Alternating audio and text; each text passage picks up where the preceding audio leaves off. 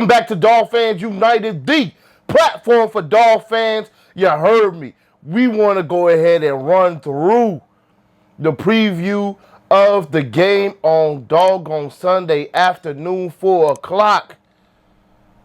Revenge game. We at the Chargers' house, and we owe them a butt whooping, because that's what they gave us the last time. But how do we get said butt whooping, and is it even possible?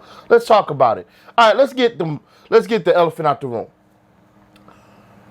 We ain't got nobody protecting Tua on the left side, really, because Armstead is not going to be playing. All right, now, it sucks. We had to deal with it last year as well, but he ain't going to be there. Can we win this game without Armstead being there? It's going to be hard, but it's still doable. Okay, Kendall Lamb's supposed to be stepping in. We'll see. We'll see. Right? Let's just hope he ain't no turnstile like Jesse Davis or nothing like that. We'll see what he's capable of. Okay? It's going to be a tough one. But I'm hopeful that we can still do things we need to do.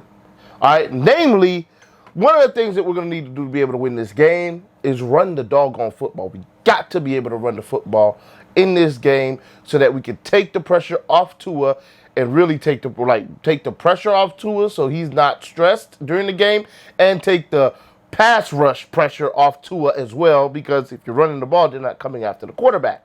All right? So we got to be able to do that. Got to be able to run the football. Got to be able to sustain drives, and that helps by running the football and keeping you out of long down distances, especially third and 8+, right? We've been a lot better at third down with Tua especially. He's pretty good on third down, but we don't want this problem against the Chargers, because last year on third down, it was not good. Okay, so we want to be able to be good on third down. We want to be able to keep the drive manageable, and then, keep their offense off the field, keep our offense on the field, execute in the red zone, blah, blah, blah. You win the game, right? So that's what I would say we need to do on offense, and we need to have some explosive plays as well. We had a few of those last year. That's what kept it manageable, right? That's what kept it from us getting blown all the way out, because Tyreek Hill had 2 explosives. But we're going to need to play better on defense, and we're going to need to make some explosive plays on offense. When it comes to our defense versus their offense, right? It's a game of matchups, right? They have Eckler. They have Mike Williams, who's a beast. They have, I can't remember the number 5's name. Can't remember his name. It's escaping me right now. And, of course, they have Keenan Allen, right? They got some weapons. When it comes to them versus us, to me, it's like it's not a toss-up. They probably have the edge, because they got some superstar guys over there in Eckler, Williams, and Keenan Allen. These are some big-time players, right? And we have Kohu X, who's a big-time player, Holland, and then at linebacker we have Long and we have Baker. So Eckler versus Long and Baker. Eckler probably wins that. And then you have Kohu versus Mike Williams. Mike Williams probably wins that. And then you have Holland back there as well. So that kind of helps. All right. So I would say if you wanted to do Holland and Kohu versus Williams, they probably win that. So that probably toss, and then Keenan Allen versus X, that's a toss-up, right? So it's pretty even. Pretty even. What we're going to need to do against them, we got to bottle up the run. If we bottle up the run, it's pretty good for us, okay? Because we're going to force them to pass the ball, and that's where we want Herbert. We want to force Herbert to have to pass the ball. If we force Herbert to have to pass the ball, he's more prone to making mistakes, especially against this defense. This is not a defense that he just torches for 450 yards every time he plays them. No, he's played against this defense before. Vic Fangio was with the Broncos. Broncos are in his division. 4 interceptions in the games he's played against the Vic Fangio-led defenses. Does he put up yards? Yes, of course. It's Justin Herbert. He's going to put up yards. All right? He's got the weapons on offense. He's got the arm to throw it anywhere on the field. He will put up yards. But he does get confused at times against Vic Fangio's defense, and he throws picks. We know that. All right? Especially in the fourth quarter. Okay? This guy's going to be throwing picks. So, if he's having an off day. So, what we need to do is we need to make sure that we bottle up the runs so that he has to pass. Also, bottling up the run, keeping them in long third and distances. That's going to help us out as well. If we can keep that man in 3rd and 8 and plus, I like our chances. I really like our chances because then now we're able to bring the pass rush. Hopefully, we're able to get in with 4, but that's going to be important too. He's an elusive guy in the pocket, can run, so we got to be able to contain. So it's not one of those where you're coming at a sit and duck, right? That's not going to be the case. This man can get out of the pocket and torture with his legs. He's plenty fast. To quote something that Holland said, he was running wind sprints with the whole team in Oregon, and we knew Oregon back in them days had speed, and he was out running everybody. So he's plenty fast. All right. 6'6", 230, fast, arm, all that. Don't let him out the pocket. You can't let him out the pocket to throw. You dang sure can't let him out the pocket to run either. All right. We're going to have our hands full with Justin Herbert in that offense. They know we want to go in there and correct what was a mistake last time. And they're going to try and stop us from doing so because right now it's 1-1. Tua has a win. People forget about that. Tua outplayed them in their rookie season. Herbert has a win. Herbert does have the better win, okay? Because these guys were in their 3rd year, and Herbert looked way better than Tua in that game. But Tua has a chance to say, hey, that was a fluke.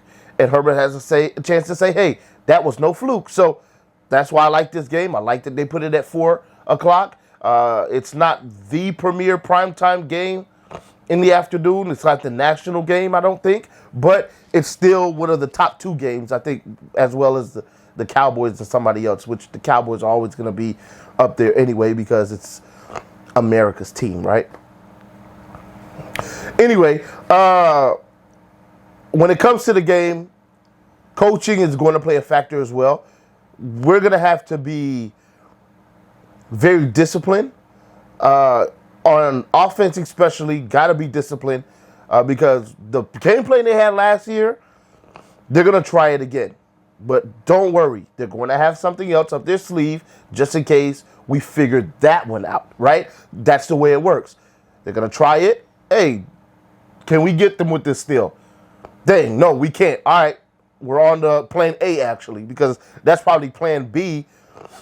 And plan A was to do something different because you planned on them figuring it out. So they figured it out. We got this now. Now, do we adjust to what they are going to be bringing at us once we show them that we have answers for what they did to us last year? We got to be disciplined. We got to stick to the game plan. The game plan better work, right? We got to figure out, first of all, what they did to us last time, execute against that, and then be ready for a counter because they're going to counter our counter, and that's the way it works, okay? Coaching's got to be executed well. Got to be disciplined when it comes to penalties. No stupid penalties. You're going to have a holding, a pseudo holding here or there, a false start, but you don't want them on critical downs. You don't want 3rd and 4, and then you false start and it's 3rd and 9. You can't have that, right? You don't want you're in the red zone, and then you have a holding call, and then it puts you out of the red zone. You don't want that. So we have to be smart. You're going to make mistakes, of course. We understand that. But we have to be smart. If we're smart in this game, it's not going to go like the last one. I completely believe that we figured out certain things on offense. We have a way better defense now to deal with the guys like Herbert because we don't let you go deep. You keep everything underneath. We rally, we tackle. If we are able to play that game plan out and it works, I see us winning this game. Now, I don't think it's going to be no big-time scoring game. Also, I believe that they're going to have problems with our wide receivers. Yes, they do have some beast at cornerback, especially in Asante Samuel Jr. and J.C. Jackson coming back off injury, but they're going to be a little rusty, right? Here's why. They haven't played any preseason snaps, and there's a little stat floating around on X, formerly known as Twitter. I'm going to have to say that probably for the rest of the year because it's just weird. Anyway, there's a little stat. Teams that have played their starters for less than 10 snaps during preseason are like 1-9 or something like that. And within the last 2 years in the opening games. In the first game of the year. That's trash. So we have an advantage there because we played our starters way more than 10 snaps in even the last game. So I think they're going to be rusty.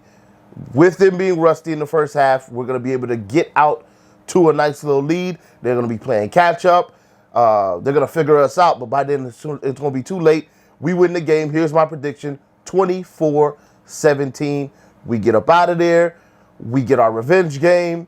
We go out. We get out of there feeling decent about ourselves. We're not going to be feeling great because it's not a blowout, but we'll feel decent about ourselves. We'll be 1-0 for the week, and then we're going to go watch, somehow miraculously, on Monday night, the Jets and the Bills both lose, right? They're just, somehow, they're going to both lose the game. I don't know how, but they're going to both have a loss in the, a loss for the day, for the week, and we're going to be on top of because the Patriots ain't doing nothing, right? We're going to be against the Eagles. We're going to be on top of the division, and we're going to stay there. I'll holler at y'all in the next week. Y'all already know what it is. Fins up till we die. Please put your predictions in the comments below. Let me know how you feeling about this game. You feeling queasy the fact that Teron Armstead is not going to be there? You think that's going to be okay? You think that we're going to lose now because of it? Just let me know how you feel. Let me know your keys to the game as well. And then let's talk about it. Y'all already know how I rock with y'all. Appreciate y'all. Man, let's get after it, man. Week 1, revenge week. Revenge week. Love that they put this game first. We get it out the way, and then we catapult our season the same way the Lions probably feel like they did for theirs. All right? I'll holler at y'all after the game, as usual. I'm out.